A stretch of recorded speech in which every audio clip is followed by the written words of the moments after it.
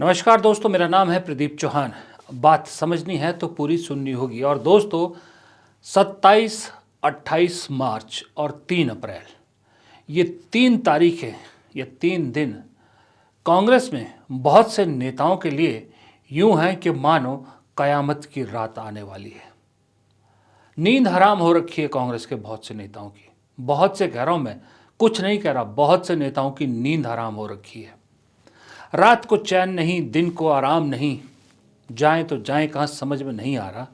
ऊपर से बिहार के प्रदेश अध्यक्ष को बदल देना उनकी बेचैनी और बढ़ा गया।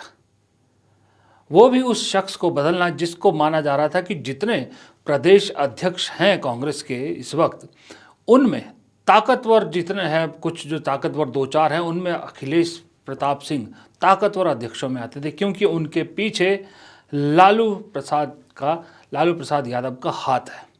यानी लालू जी का सपोर्ट है तो अखिलेश को कांग्रेस में कोई हिला नहीं सकता। और सबसे पहले वही विकेट गिरी। वो विकेट गिरनी थी, कांग्रेस में हड़कंप मच गया। हड़कंप मचा तो बहुत से नेताओं की जो है नींदें हराम है। ये नेता कौन है? ये नेता कुछ साधारण नेता नहीं है, बहुत पहुंचे हुए नेता है। इन नेताओं की दो खासियतें हैं। एक कैटेगरी है उन नेताओं की जो हैं तो कांग्रेस के नेता, कांग्रेस के पदाधिकारी हैं, लेकिन एजेंडा चलाते हैं संघ का। और दूसरे वो नेता है, वो उस कैटेगरी के नेता है जो सालों से कांग्रेस के बड़े बड़े पदों पर बैठते रहते हैं, कभी इस पद पे कभी उस पद पे, खूब मलाई खा रहे हैं कांग्रेस की, लेकिन ज़मीन पर उतरने के लिए तैयार नहीं है। कांग्रेस को बदलने की कोशिश जो करता है उसके खिलाफ खड़े हो जाते हैं, क्योंकि उन्हें मालूम है कांग्रेस बदली तो उनकी कुर्सियां जाएंगी। पार्टी की मलाई खा रहे हैं, खूब खा रहे हैं, उनके खुद के काम होते हैं। सो कॉल्ड पार्टी के अंदर, कांग्रेस के अंदर रहते हुए बड़े बड़े मठाधीश बन गए हैं। उन्हें लगता है कि झक मार के जनता एक दिन उन्हें सत्ता सौंपेगी, कहेगी आप ही चलाइए। उसी इंतज़ार में ये मठाधीश पिछले 11 साल से बैठे हैं और कांग्रेस को पार्टी की जगह अपना मठ समझ बैठे। ये दो तरह के नेता, एक स्लीपर सेल कहो या बी टीम कहो, या एक ये मठाधीश, इन दो तरह के नेताओं की तादाद कांग्रेस में, हम भी जानते, आप भी जानते हैं, बहुत ज़्यादा है। इसलिए मैंने कहा काफ़ी नेता, बहुत से नेता, कुछ नेता नहीं है। इनकी तादाद अगर इतनी नहीं होती तो कांग्रेस इस हाल में आज नहीं पहुंचती। अरे सोचिए, अगर कांग्रेस मजबूत होती, कांग्रेस में स्लीपर सेल और मठाधीशों का बोलबाला नहीं होता, तो जितनी बड़ी यात्रा राहुल गांधी ने की थी, उसके बाद तो कांग्रेस का 250 प्लस सीट लेना बनता था लोकसभा चुनाव में। पुरानी कांग्रेस होती तो यही नतीजा आता। लेकिन ये मठाधीश, जब राहुल गांधी देश नाप रहे थे, ये तब भी अपने दफ्तरों में बैठ के जो है गप्पे हाँकते थे। पार्टी कार्यकर्ता से मिलते नहीं हैं, दरवाजे पर ताला लटका रहता है, लेकिन पद पार्टियों के ले रखे हैं। पार्टी के बड़े बड़े प्रभारी बन रखे हैं अलग अलग प्रदेशों के। प्रदेशों में जाते हैं, सिर्फ तब जाते हैं जब इन्हें आउटिंग का दिल करता है, घूमने फिरने जाते हैं। एक तो मैं आपको अपने ही गृह प्रदेश का बताता हूँ। मैं हिमाचल का रहने वाला हूँ। पत्रकारिता में देश के 7 अलग अलग राज्यों में घूमा और फिर दिल्ली में भी बहुत लंबे समय तक पत्रकारिता की। लेकिन पिछले 5 साल से, कोविड जब से आया तब से मैं अपने इस गृह राज्य में हूँ, यहीं से ऑपरेट कर रहा हूँ, अपने हिमाचल से। यहाँ कांग्रेस ने एक ऐसे प्रभारी बना के भेजे थे जिनका पहला प्यार कभी पॉलिटिक्स नहीं रही। पॉलिटिक्स तो छोड़िए, कांग्रेस भी नहीं रही। पहला प्यार क्रिकेट था और उसको आज भी संभाले हुए हैं। पार्ट टाइम जॉब था कांग्रेस के प्रभारी बनने का। चुनाव कोई लड़ा नहीं, राज्यसभा हर बार जुगाड़ कर लेते हैं, और जब दिल्ली में गर्मी सताती थी तो हिमाचल आ जाते थे। जब वीकेंड मनाना होता था हिमाचल आ जाते थे। जब क्रिकेट की सेटिंग करनी होती थी तो हिमाचल में आ जाते थे, क्योंकि अनुराग ठाकुर यहाँ पर है। अनुराग ठाकुर को जीतने में पूरी मदद की। पार्टी सरकार किसी की हो, बीसीसीआई में राजीव शुक्ला को कोई नहीं हटा पाया। चैनल के मालिक हैं एक, लेकिन मजाल है अगर उस चैनल में कांग्रेस का कुछ चल रहा हो, कांग्रेस का सपोर्ट में कुछ चला हो। पूरी तरह गोदी मीडिया तो नहीं, 70% गोदी मीडिया वो भी चैनल है। और जब से तो राजीव शुक्ला को प्रभारी पद से हटाया है, तब से उनका चैनल पूरी गोदी मीडिया के लाइन में लग चुका है। मैं तो उस दिन से नोट कर रहा हूं कि लगातार मोदी जी की तारीफ पे तारीफ वो चला रहे हैं। शशि थरूर ने कल बयान दिया उनके चैनल में, प्लेटफॉर्म पे, प्रधानमंत्री के बारे में, यूक्रेन और रूस को लेके। उसको ऐसा दबा के चलाया इस चैनल ने कि किसी और गोदी मीडिया को ज़्यादा मेहनत करने की ज़रूरत ही नहीं पड़ी। ऐसे प्रभारी भरे पड़े थे कांग्रेस में, छुट्टियां मनाने के लिए जाते थे। कुछ तो मुझे कांग्रेस के नेताओं ने बताया, कुछ तो ऐसे नेता हो गए थे, इतने मठाधीश थे कि वो अपनी मर्जी से प्रभारी बनने के लिए राज्य चुनते थे। जैसे मान लीजिए किसी को लगता था कि भाई बहुत गर्मी होगी, बहुत कुछ हो गया, तो वो अपनी पसंद से चुनते थे कि चलो अब कश्मीर का प्रभारी बना जाए, चलो अब उत्तराखंड का प्रभारी बना जाए, चलो अब हिमाचल का प्रभारी बना जाए। तो आराम करने के लिए, मौसम बदलने के लिए प्रभारी बन जाते थे ये मठाधीश। दूसरे स्लीपर सेल्स, जिनके बारे में तो राहुल गांधी तक बोल चुके हैं कि वो पार्टी में हमारी है, काम बीजेपी के लिए करते हैं, संघ का एजेंडा चलाते हैं, जो ज़बरदस्ती पार्टी को सॉफ्ट हिंदुत्व की तरफ धकेलने की कोशिश करते हैं, जो हर बात पे ये कहते हैं ये मत कीजिएगा हिंदू डर जाएगा, ये मत कीजिएगा हिंदू नाराज़ हो जाएगा, ये मत कीजिएगा सनातन धर्म के अपमान हो जाएगा। ये ऐसे डरा डरा के पार्टी को 11 साल से रख रखा। अब ये जो 3 दिन है, ये 3 दिन पे सबकी घिग्गी बंधी हुई है। और ये जो मैंने आपको कैटेगरी बताई ना, मठाधीश और स्लीपर सेल की, ये सिर्फ दिल्ली में बैठने वाले नेता नहीं है, हर प्रदेश में कांग्रेस में ऐसे नेता, हर प्रदेश में। अगर दिल्ली में प्रभारी छुट्टियां मनाने अपने प्रभार राज्य में जाता है, तो प्रदेश में जो प्रदेश पदाधिकारी हैं वो अपने वीकेंड मनाने के लिए अलग अलग जिलों में जाते हैं। इंतजाम पार्टी के नेता कर देते हैं भाई, शाम को बढ़िया पार्टी होती है। ये ऐसे नेताओं की जो सांस है वो अटकी पड़ी है 27, 28 मार्च और 3 अप्रैल को, क्योंकि उस दिन,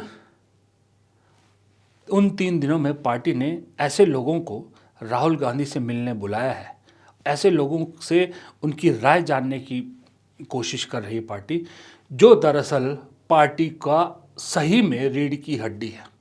अगर कांग्रेस को होल देखेंगे तो दिल्ली में बैठे जनरल सेक्रेटरी ऑर्गेनाइजेशन, जो सबसे बड़े मठाधीशों में से एक है, केसी वेणुगोपाल, वो है। लेकिन अगर आप संगठन को बाइफरेट करते हैं तो नीचे जो रीढ़ की हड्डी होती है वो है आपके जिला अध्यक्ष।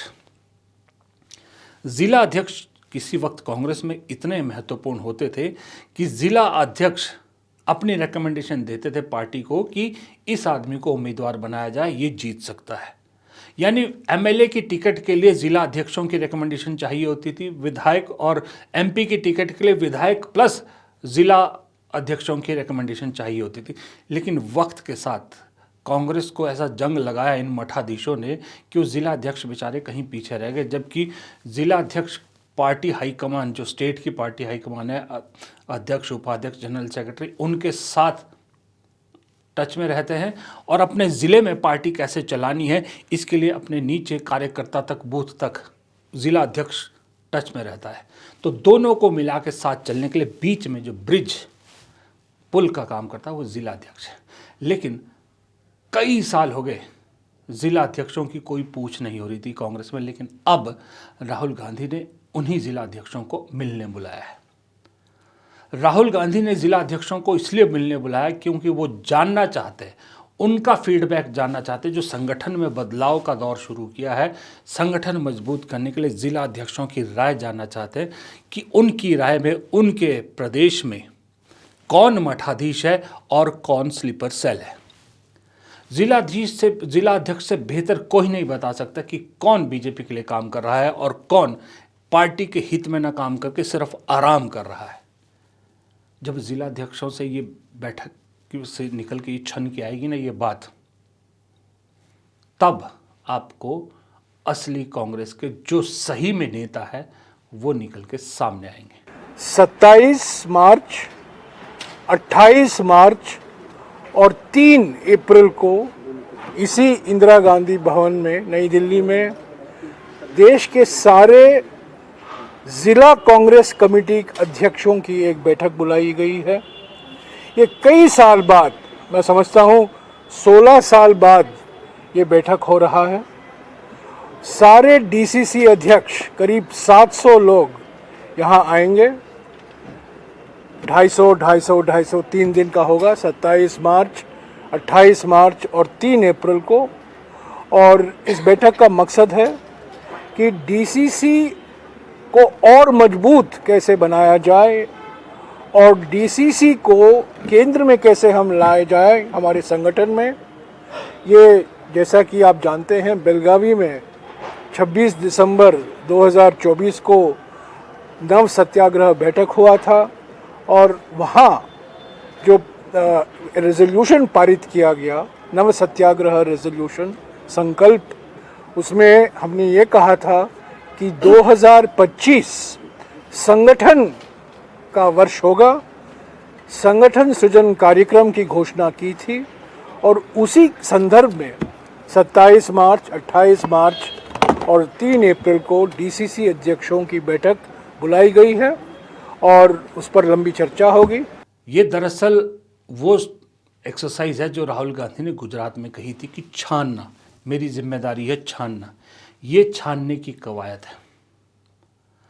सोचिए, ज़िला अध्यक्ष जब जाएंगे, ज़िला अध्यक्ष जब अपनी बात रखेंगे कि ये नेता है जो पद के लायक नहीं है, ये इन्हें हटाया जाना चाहिए, और वो रेकमेंड करेंगे कि ये नेता है, इन्हें इस पद पे बिठाया जाना चाहिए, ये जुझारू नेता है, ये दरअसल पार्टी के लिए काम करना चाहते हैं, सारे हितों, अपने पर्सनल हितों को छोड़कर पार्टी के हित में काम करना चाहते हैं, तभी तो असलियत सामने आएगी। मैं पिछले कई सालों से, मैं भी पिछले 5 साल से कह रहा हूँ, पिछले 2-3 साल से तो इसी चैनल पे कह रहा हूँ कि कांग्रेस की हालत तब तक नहीं सुधरेगी जब तक कांग्रेस का नेता ज़मीन पे जुड़े कार्यकर्ता से सीधा संवाद नहीं करेगा। हमसे इतने कांग्रेस के कार्यकर्ता मिलते हैं, वो कहते हैं हमसे कोई पूछता ही नहीं है, हमारी कहीं कोई पूछ नहीं होती, ना हमारे काम होते हैं, ना हमसे कोई पूछता है, ना हमसे कोई रायशुमारी होती है। ये हर कार्यकर्ता कहता था। इसीलिए हम कहते थे कि तब तक कांग्रेस में कुछ नहीं हो सकता जब तक नेता अपने उस ज़मीनी कार्यकर्ता को नहीं पूछेगा। अब ये तो संभव नहीं है कि राहुल गांधी हर कार्यकर्ता से मिले, तो इसलिए सबसे बढ़िया आसान तरीका ये था कि ज़िले को जो चला रहा है, ज़िले में जो पार्टी की जिम्मेदारी लिए बैठा है, ज़िले में जो है पार्टी को मजबूत करने का काम कर रहा है अपनी टीम के साथ, क्यों ना उससे बात की जाए, क्यों ना उसकी राय ली जाए। इसलिए ये 3 दिन ऐसे लोगों को डेडिकेट किए गए। ये दरअसल 10 साल पहले 2014 जब चुनाव हारी थी, वह तब भी, अगर वह यूँ तो अगर मैं सही में बताऊँ आपको, तो पोस्ट 89 जब राजीव गांधी की सरकार हार गई थी, वहीं से कांग्रेस को इस एक्सरसाइज पे काम शुरू कर देना चाहिए था ज़मीन पे कि भाई लोग हमसे क्यों नाराज़ हो रहे हैं, क्यों दूर हो रहा है हमारा वोटर। जब ये रीजनल पार्टियाँ उगना शुरू हुई थी कांग्रेस की ज़मीन पर, अगर उस वक्त कांग्रेस ने ये एक्सरसाइज शुरू कर दी होती तो आज देश में बीजेपी के नाम की कोई पार्टी होती ही नहीं, शायद होती भी तो कहीं वही 2-4-10 सीट तक होती। लेकिन चलिए, तब आपने नहीं सुध ली। 2014 में जब आप सत्ता से बाहर हो गए, और छोटे मोटे मार्जिन से बाहर नहीं हुए थे आप, मेजर बीजेपी को अकेले आपने जो है वो इतनी बड़ी मेजॉरिटी दे दी थी लोगों ने, तो इसका मतलब लोग आपसे नाराज़ थे। तब अगर पार्टी ने ये एक्सरसाइज शुरू कर दी होती तो आज भी मैं कहता हूँ 2024 में नरेंद्र मोदी प्रधानमंत्री नहीं बनने वाले थे। चूक की कांग्रेस ने, और 11 साल बाद, अब चलिए देर से ही सही, गलती पे काम तो शुरू किया। अब उम्मीद ये कीजिए, दुआ ये कीजिए, कांग्रेस के कार्यकर्ताओं को ये दुआ करनी चाहिए कि जो एक्सरसाइज कर रही है कांग्रेस, उस एक्सरसाइज से जो नतीजा निकले उस पर कार्रवाई भी हो। अब तक तो ऐसा लग रहा है कि कार्रवाई होगी। उम्मीद करते हैं कि यही जो तरीका कांग्रेस ने अभी अपनाया है ये जारी रहेगा और अपने अंदर बैठे मठाधीशों और स्लीपरों को छान कर दरवाजे से बाहर किया जाएगा। फिलहाल इस वीडियो में इतना ही। प्रदीप चौहान को दीजिए इजाज़त। नमस्कार।